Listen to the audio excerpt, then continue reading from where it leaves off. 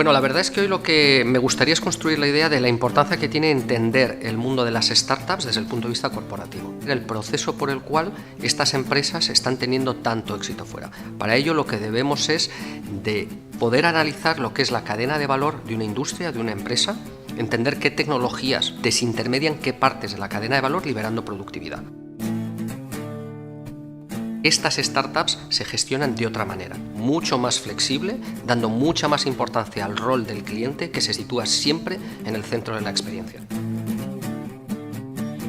Y lo que creo que es mucho más interesante todavía es oír de viva voz lo que algunos emprendedores han conseguido. Y ya no solo desde el punto de vista de tecnología, sino todos los avatares que han seguido, de empresas que nacen puras en este entorno digital y otra empresa que es de un modelo mucho más tradicional, mucho más analógico, pero que está entendiendo en qué la tecnología puede ayudar a su cliente y por lo tanto a su negocio.